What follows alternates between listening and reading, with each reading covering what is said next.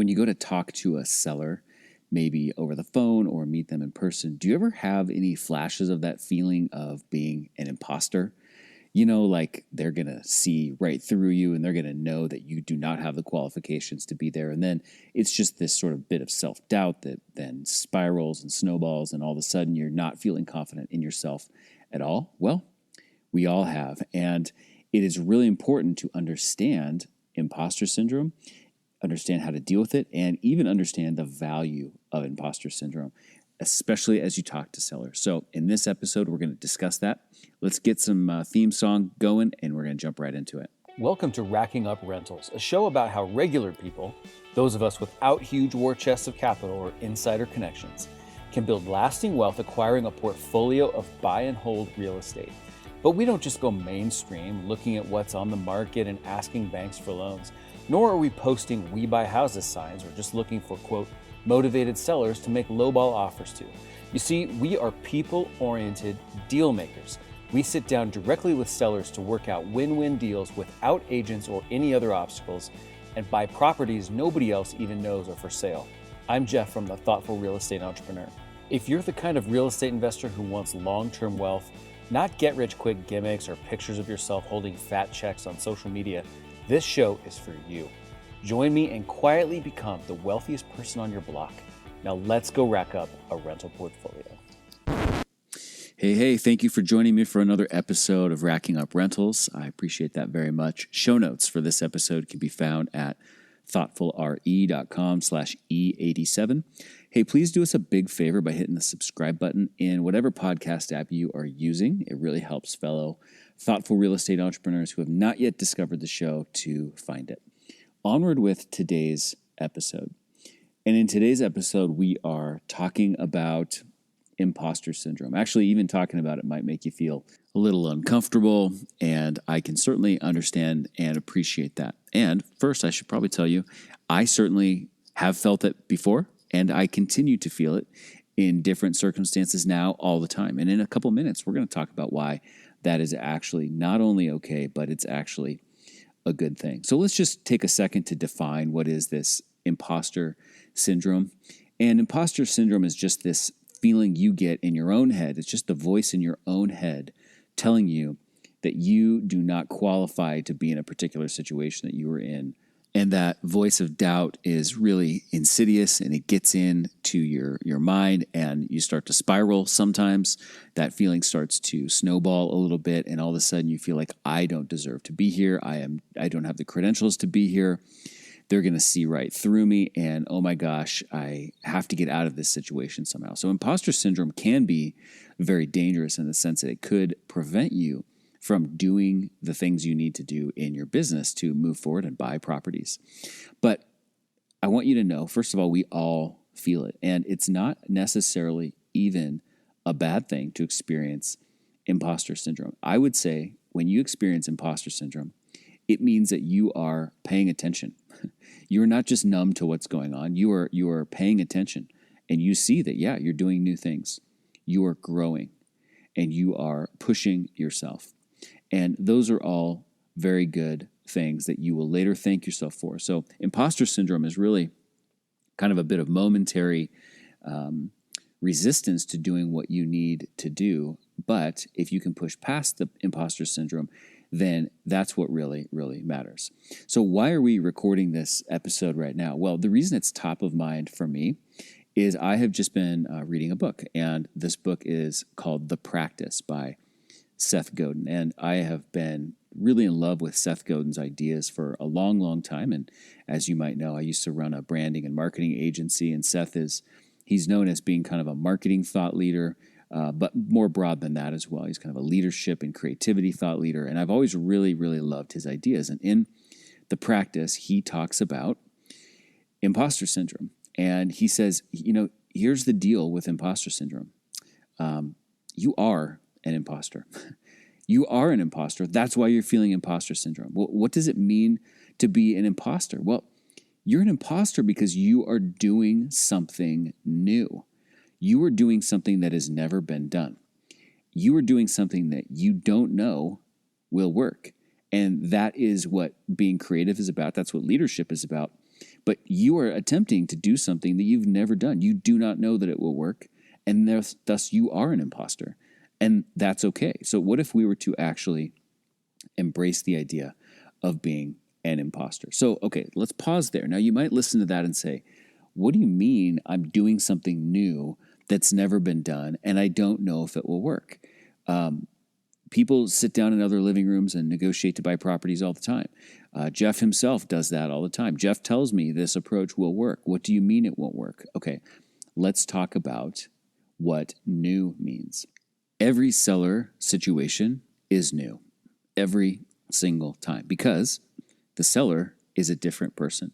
Now, you might be the same person from Monday to Tuesday to Wednesday in 3 separate seller meetings, but the other party is different.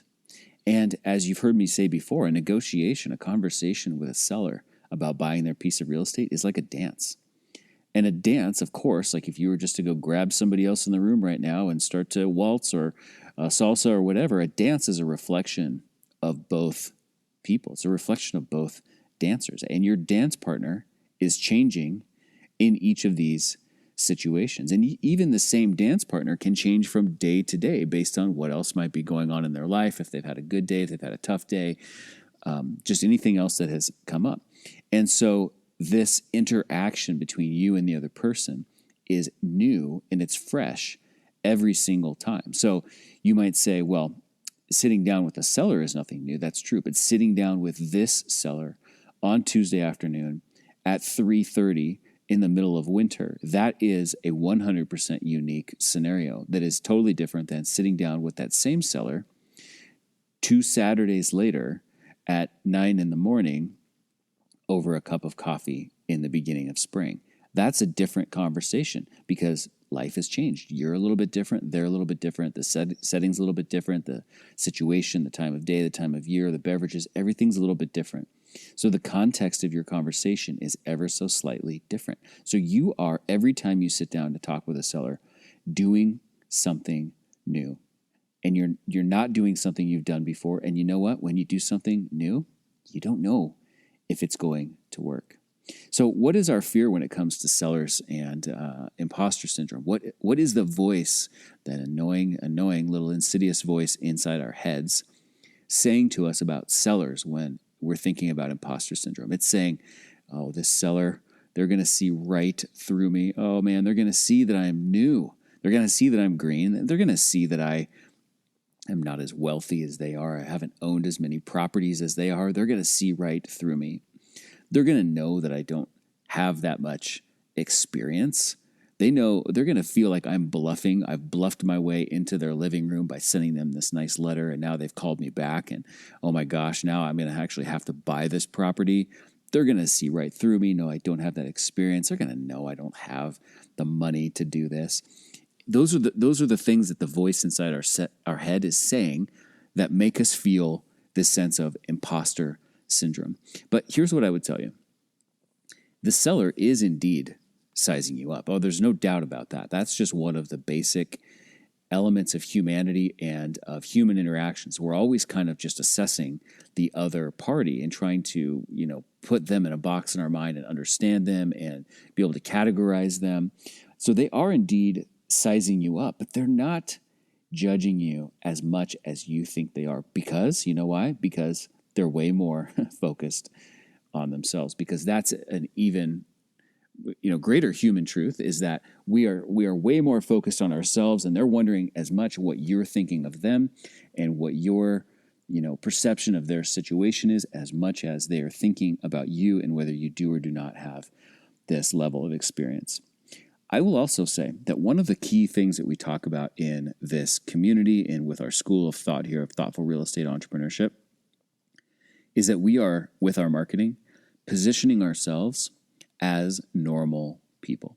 And when you position yourself as a normal person, as opposed to being a, quote, professional house buyer or a professional real estate investor, when you position yourself as being a normal person, you are already building in grace for yourself. Like, if you position yourself as a normal person, normal people are not perfect. Normal people don't just waltz into someone's living room and blindfolded and say, I know how to buy this property. Just hand me a pen and some blank forms. I don't even need to be able to see.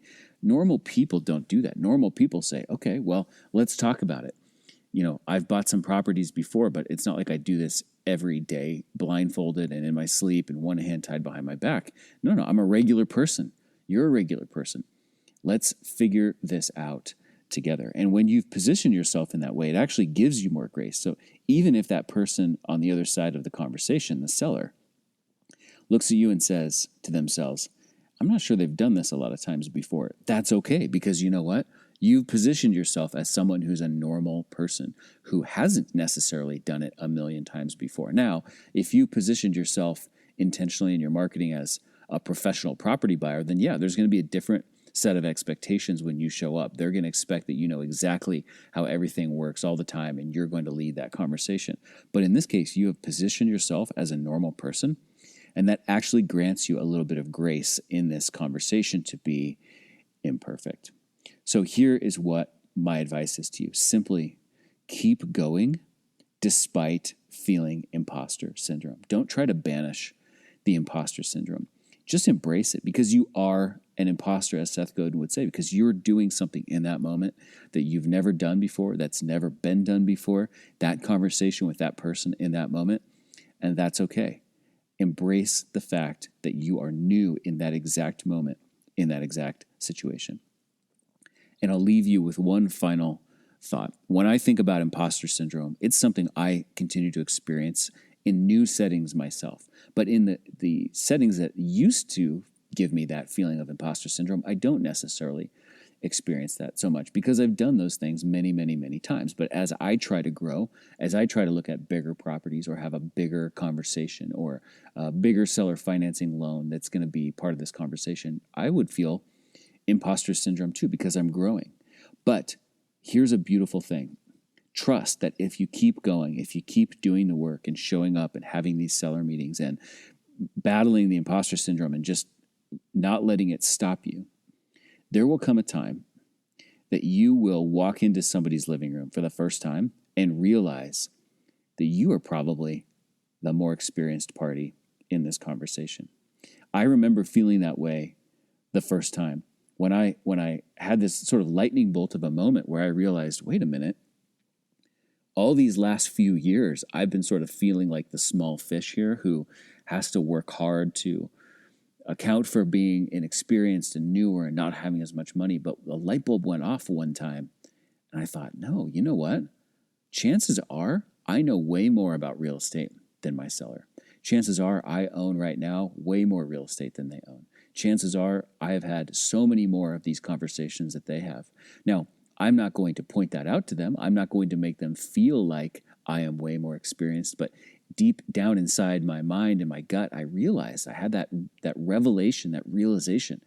No, I'm actually very experienced.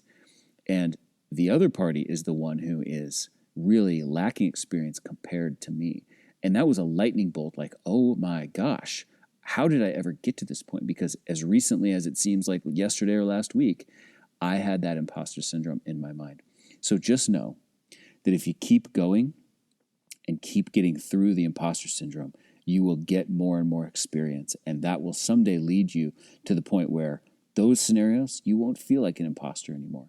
And you will have the opportunity to go find bigger, greater, newer, more challenging scenarios where you can seek that feeling of imposter syndrome. Because when you are being an imposter, you're doing things that are new. You are growing. You are pushing yourself. You are moving into new levels of achievement that you have not accomplished before. So embrace the imposter syndrome. That's it for today's episode of Racking Up Rentals. Again, show notes for this episode are at thoughtfulre.com/E87. Please do us a big favor by hitting that subscribe button in the podcast app and rate and review the show. Did you know we have a Facebook group also for thoughtful real estate entrepreneurs? It is called Rental Portfolio Wealth Builders. We'd love to have you join us over there. Just go to group.thoughtfulre.com and you will be redirected right to the page in Facebook where you can just hit the join button. If you like this episode, and I hope you did, please take a screenshot of it and post that screenshot to Instagram. Tag us. We are at Thoughtful Real Estate. Hey, I'll see you in the next episode. Until then, This is Jeff from The Thoughtful Real Estate Entrepreneur, signing off. Thanks for listening to Racking Up Rentals, where we build long-term wealth by being win-win deal makers. Remember, solve the person to unlock the deal and solve the financing to unlock the profits.